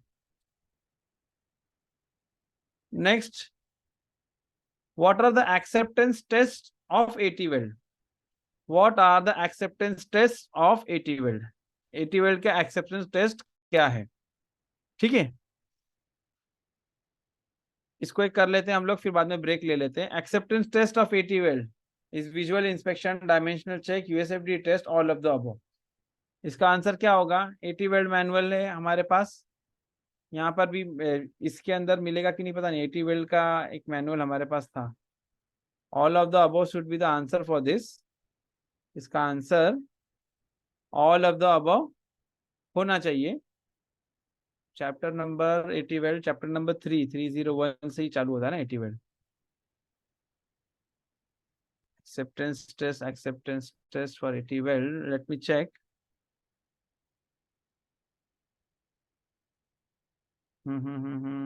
Storage, transportation, equipment, execution of welding, tolerance, record of joint, painting of accept, हाँ yes इसका आंसर आपका ऑल ऑफ द अबव ही है, क्योंकि इसके अंदर एक्सेप्टेंस टेस्ट के अंदर इसकी सिर्फ हेडिंग हम देख लेते हैं।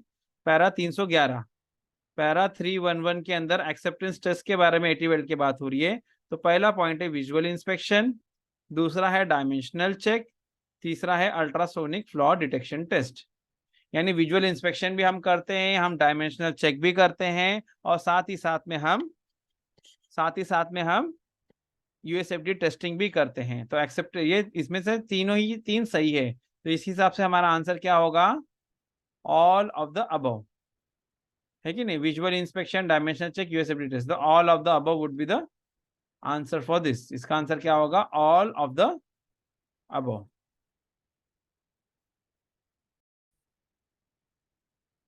Next question, what precautions should be taken to avoid buckling? What precautions should be taken to avoid buckling? Now this question you won't get answer directly, ये आपको सीधे मैनुअल में इसका आंसर नहीं मिलेगा। अगर आपने मैनुअल इसको पढ़ा है तो आपको ये समझ में आएगा। ये कॉन्सेप्चुअल क्वेश्चन है, ये इस टाइप के क्वेश्चन कॉन्सेप्चुअल क्वेश्चन कहलाते हैं। तो पहला पॉइंट वो क्या कह रहा है? Operations which empire lateral resistance of track are not carried out when temperatures are high. Greasing of fish plate is done before the hot with the greasing of fish plate is done before the hot weather sets in. Adequate shoulder ballast should be avoided at all places, all of the above. ठीक है, तो इसका answer क्या होगा? Answer क्या होगा? All of steps the two above. Avoid buckling. इसका answer manual से एक बार चेक कर लेते हैं अपन। पैरा 325 से हमारा एलडब्ल्यू स्टार्ट होता है, ठीक है। तो इसके अंदर ये तो बहुत बड़ा चैप्टर है वैसे, लेट मी चेक। हमारा ऑपरेशंस विच इम्पेयर लैटरल रेजिस्टेंस की बात हो रही है ना, तो बकलिंग, बकलिंग को सर्च करते हैं इसके अंदर, बकलिंग और tendency towards buckling.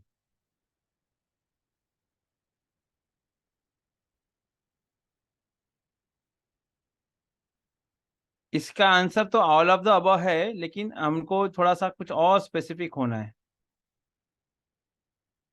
Conditions which include, conditions which induce buckling, तो बकलिंग ऑफ ट्रैक के बारे में अगर हम पढ़ेंगे तो यहाँ पर क्या क्या चीजें लिखी है देखो। इनडायरेक्टली उन्होंने क्वेश्चन जो है ना, इनडायरेक्ट में हमको आंसर मालूम है, लेकिन हमको स्पेसिफिक होना है ना, हमको स्पेसिफिक होना है।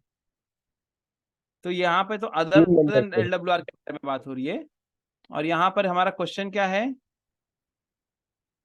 यहाँ पे भी कुछ मेंशन नहीं किया ना LWR या non LWR, in general question ही है, ठीक है। तो क्या कह रहा है, buckling of track other than LWR, buckling of track occurs when high compressive forces are created, so and so, ये सारी चीजें।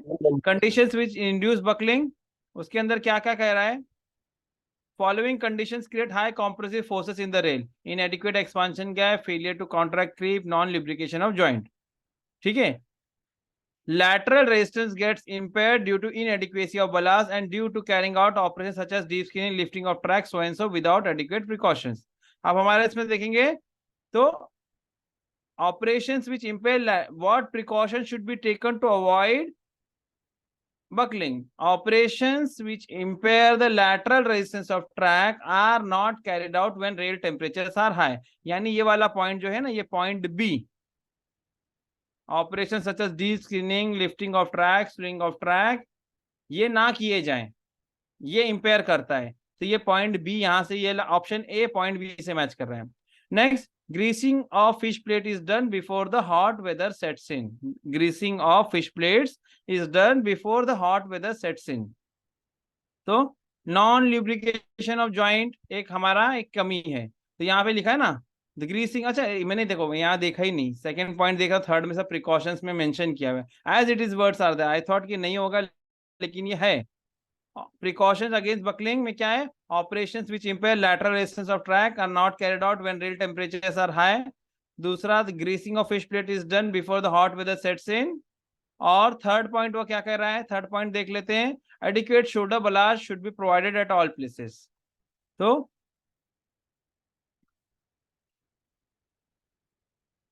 ये पॉइंट नंबर जी, जी वाला point, adequate shoulder blast should be provided at all places. तो ये सारे के सारे जो है प्रिकॉशंस हैं, तो ऑल ऑफ द अबव, उसके अलावा भी कुछ यहाँ पे पॉइंट्स हैं, वो सारी की सारी चीजें हैं, तो ये सारे के सारे ऑल ऑफ द आंसर है। इसका रेफरेंस हमें मिल गया आसानी से, पॉइंट नंबर 3, पैरा 322 का पॉइंट नंबर 3, इसको लिख देता हूं मैं यहाँ पे, इसका रेफरेंस है para 322 point number 3, para 322 point number 3। इसका आंसर क्या है, all of the above, all of the above is the answer for this, all of the above, ये सारे के सारे कंडीशंस को फुलफिल करता है ये, ठीक है। नेक्स्ट क्वेश्चन हमारा, maximum permissible gradient on LWR is, ये हमने लास्ट टाइम भी देखा था एक पेपर में, अगेन ये question, this question is again getting repeated. तो इसका आंसर 1 in 100 है, let me check from the manual, maximum permissible gradient,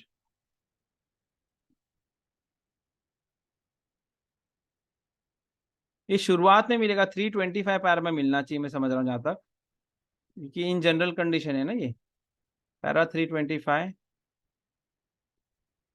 326 में होगा, yes, para 326 point number 3, para 326 point number 3, gradient, the steepest permissible grade for LWR or CWR shall be 1 in 100, 1 in 100, थोड़ा सा बड़ा कर लेते हैं इसको। स्टीपेस्ट ग्रेड क्या है, steepest permitted grade for LWR और CWR shall be 1 in 100, 1 in 100 होना चाहिए स्टीपेस्ट ग्रेड।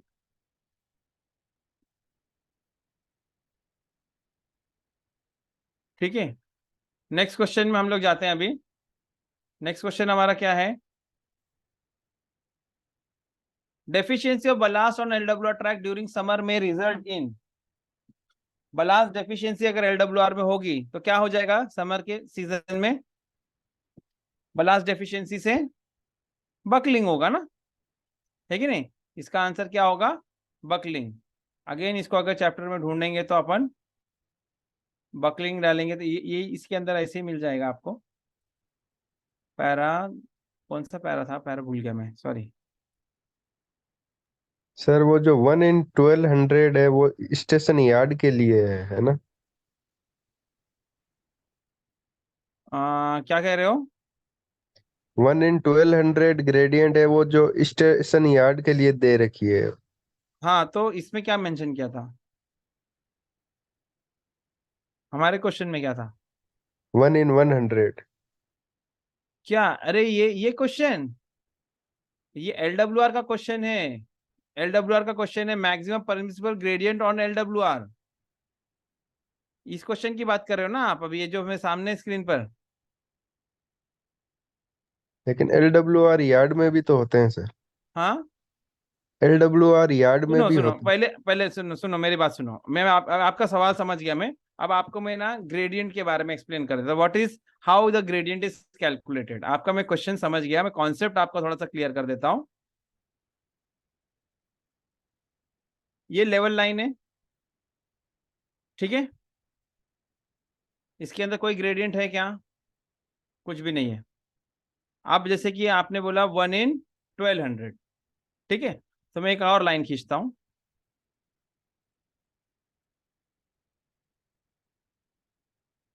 समझिए डिस्टेंस है ना, वर्टिकल डिस्टेंस मैं लिख देता हूं। से this is 1 metre, this is 1 metre, ठीक है? अब 1 in 1200 कब होगा? जब हॉरिजॉन्टल डिस्टेंस हमारा एक पॉइंट से यहां तक, ये कितना हो जाएगा? 1200, ठीक है? 1200 हो गया। अब अगर मैं 1 in 100 बोलूं तो इसके 12 पीस करूंगा, है कि नहीं? इसको मैं ऐसा ले लेता हूं।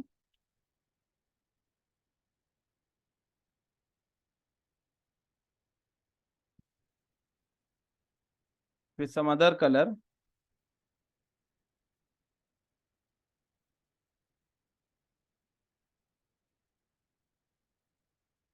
ये भी 1 मीटर का ही डिस्प्लेसमेंट है, ये भी क्या है?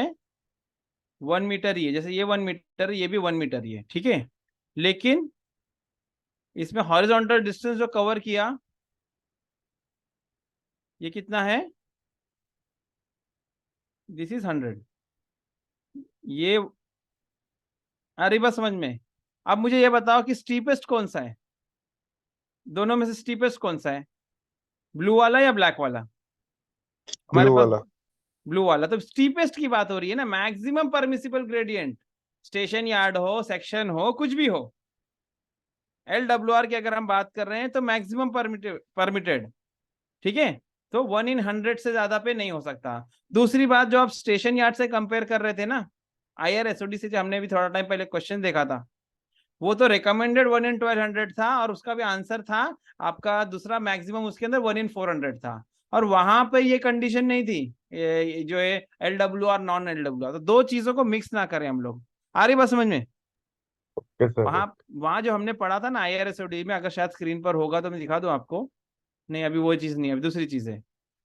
वहां हमने जो पढ़ा था वो था रिकमेंडेड ग्रेडियंट इन यार्ड, स्टेशन यार्ड, वो था 1 in 1200। मैक्सिमम था 1 in 400। और यहां पर है मैक्सिमम इन LWR। यहाँ पर मैक्सिमम इन LWR, तो वो कितना है? स्टीपेस्ट टू स्टीपेस्ट कितने पे बिछा सकते हैं LWR? तो 1 in 100 पे बिछा सकते हैं। आई बात समझ में? तो आंसर इसका 1 in 100 हो गया, ठीक है? तो मैंने आपको रेफरेंस भी दिखा दिया, पैरा के अंदर 326 के अंदर था ना, पैरा 326 के अंदर मैंने आपको दिखा दिया, पॉइंट नंबर 3 पे ये था। नेक्स्ट हमारा क्वेश्चन नंबर 24 पर हम आ गए अभी। क्वेश्चन नंबर 24 पे, deficiency of ballast on LWR track during summer में रिजल्ट इन। अब बकलिंग किस वजह से होता है, इसमें आ जाएंगे तो अपने को मिल जाएगा इसका आंसर। अभी लास्ट मैंने बकलिंग का चैप्टर जो निकाला था वो क्या था, याद है किसी को? अभी मैंने दिखाया था ना आपको बकलिंग। ठीक है, ये बकलिंग और टेंडेंसी टुवर्ड बकलिंग में occur among in the following circumstances.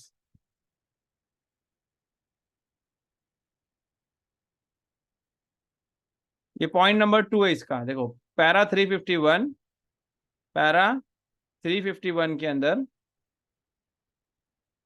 Para 351 buckling of track, इसमें point number 2 1B, inadequate resistance to longitudinal, lateral and vertical movement of track due to deficiency in ballast।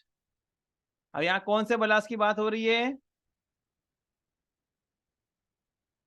कुछ बोला नहीं उन्होंने, है नहीं, deficiency of blast. तो इसका answer क्या है? क्या है ये? क्या होता है? बकलिंग होता है ना। इनडायरेक्टली हमको आंसर निकालना पड़ा, तो इसका आंसर ये होगा, will result in buckling.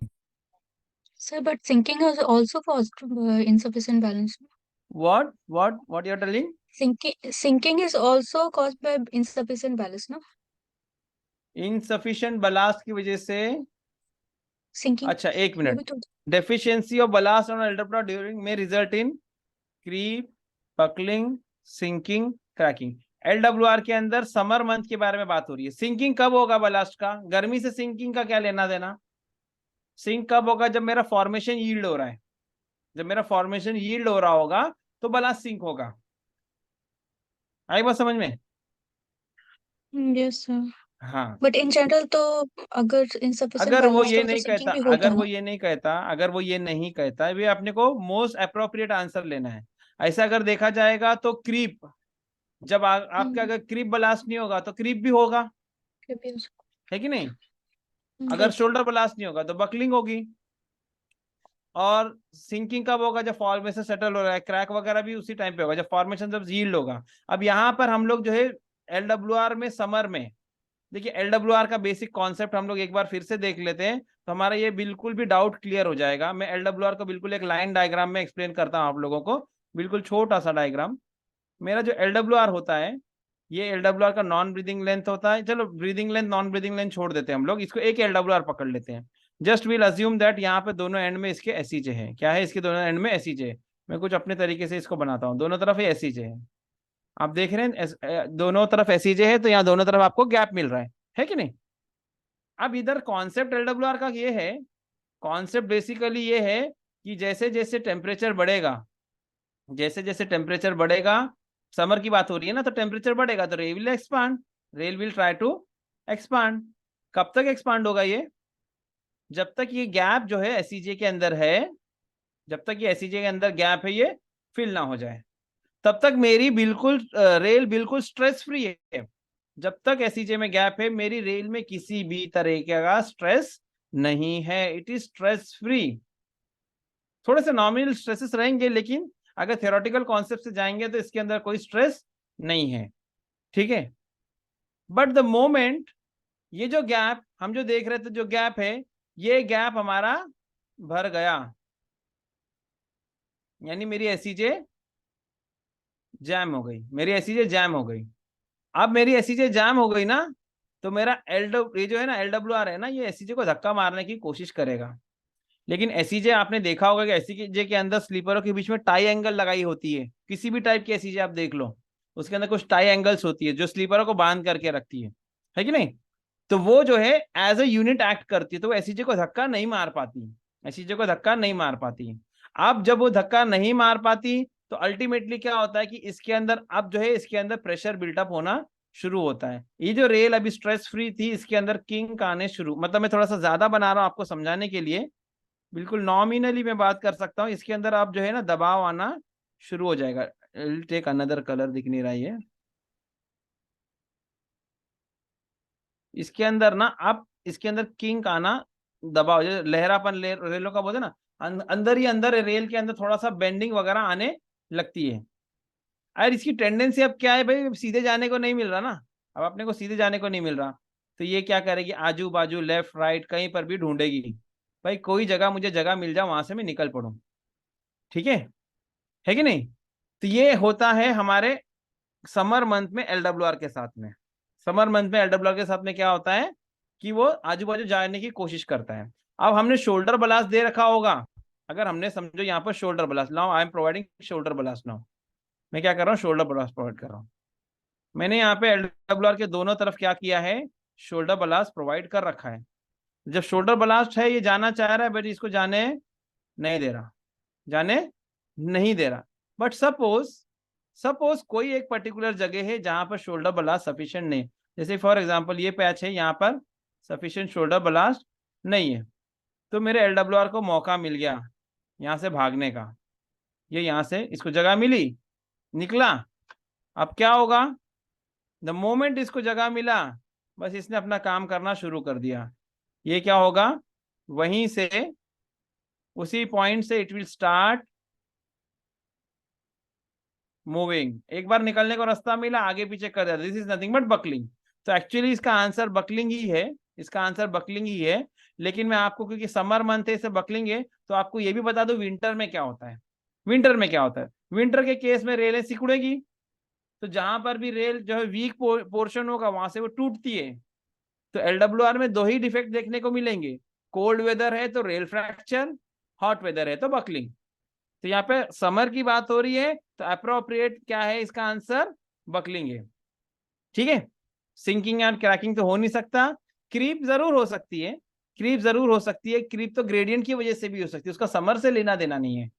Creep थोड़ा सा क्लोज आंसर जरूर है, लेकिन वो शॉर्टेज ऑफ क्रीप ब्लास्ट से हो सकता है। वो जो है आपका जहां पर ग्रेडियंट ज्यादा होगा वहां पर ये हो सकता है आपका। तो answer is buckling. Next question हमारा, हॉट वेदर पेट्रोलिंग। नेक्स्ट हमारा क्वेश्चन है, hot weather patrolling is to be introduce in LWR territory when. कब करेंगे हम लोग LWR में हॉट वेदर पेट्रोलिंग? ऑप्शन आपको रीड करके बता देते हैं। when the rail temperature goes beyond Tm+10, when the rail temperature goes beyond Td+10, when the temperature goes beyond Td+20, when the air temperature goes beyond Tm+20। तो सबसे पहली बात तो यहाँ पर अपने को ना जितने क्वेश्चन ऑप्शन है ना, रूल आउट कर देना, जो चीज बेकार है उसको तुरंत निकाल के फेंक देना है, ताकि हमारे लिए आसानी हो जाए। सबसे पहले यहाँ पर बात हो रही है, हम LWR में जब हम कोई भी काम करते हैं, मेंटेनेंस का काम करते हैं, तो वी यूज टेम्परेचर TD।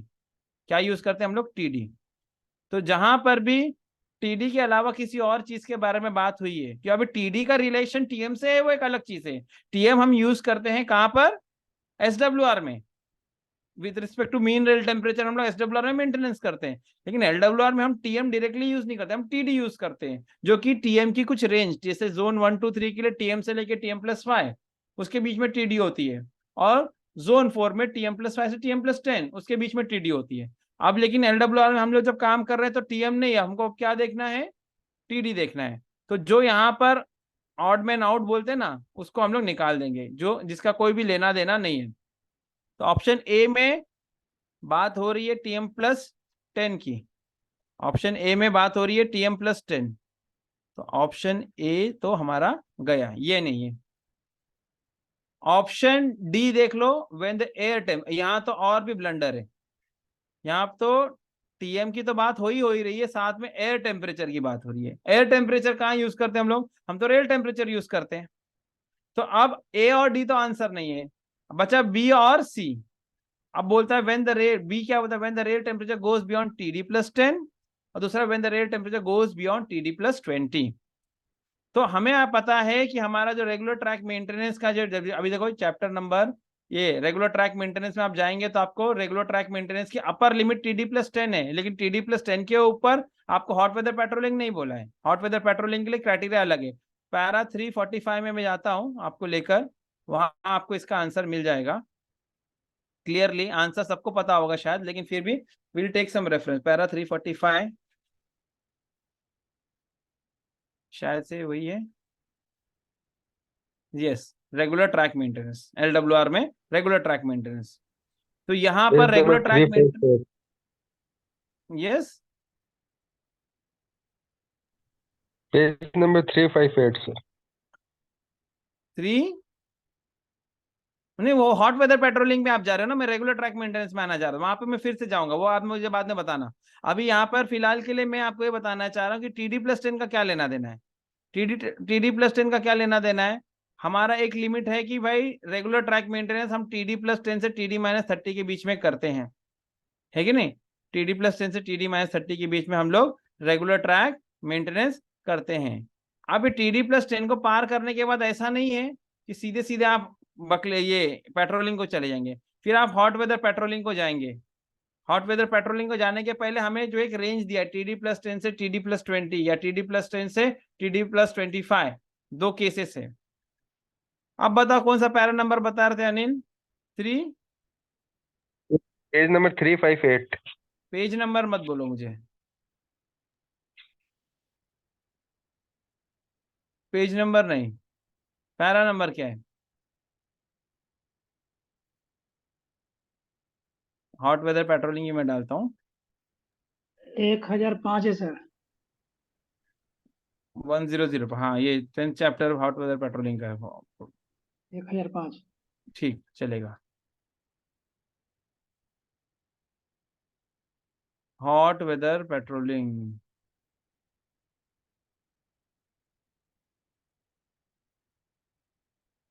ये तो पेट्रोलमैन के बारे में। हॉट वेदर, अच्छा यहाँ पे hot weather patrolling, correct, thank you.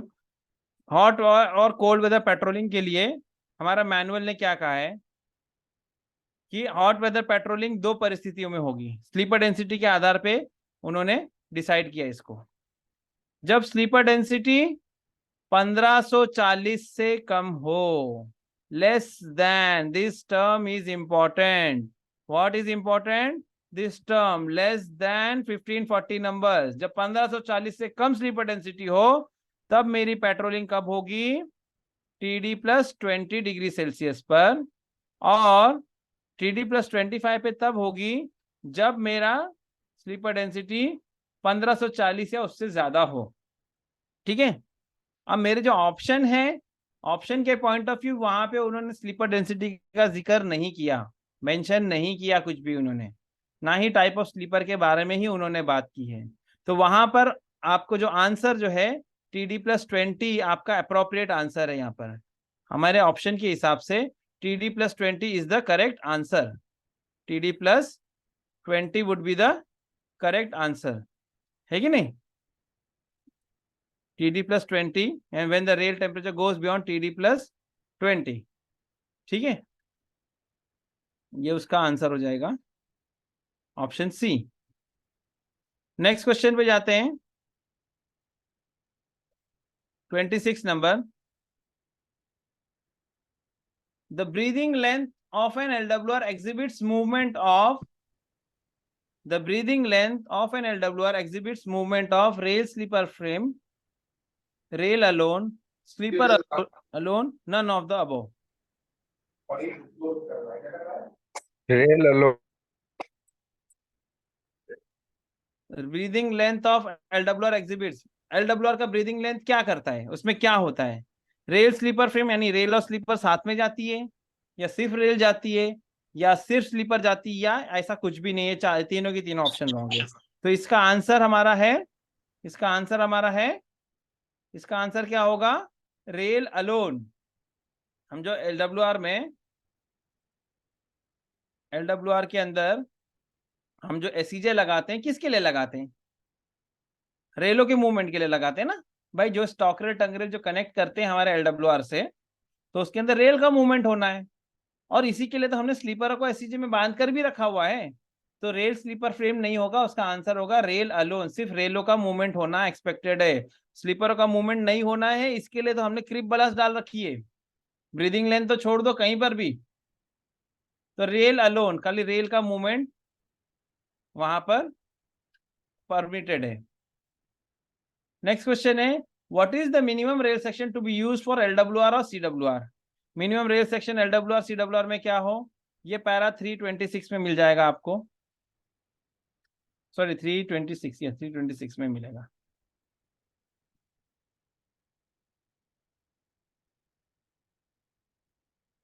Alignment, gradient, rack structure, देखिए पैरा 326 आप देख ले, परमिटेड लोकेशंस फॉर LWR। इसके अंदर यहाँ पर आप बात करेंगे ट्रैक स्ट्रक्चर की, तो minimum rail section to be used shall be of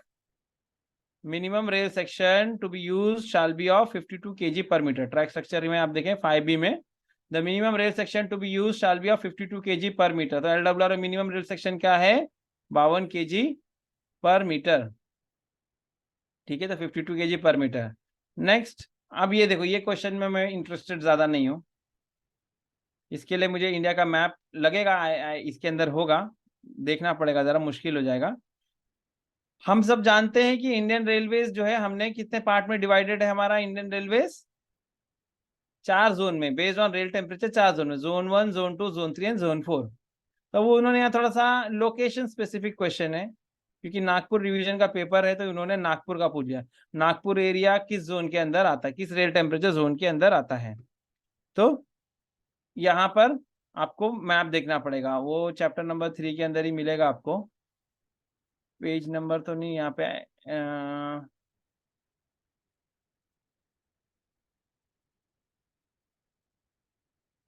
annexure number किसी को याद है क्या?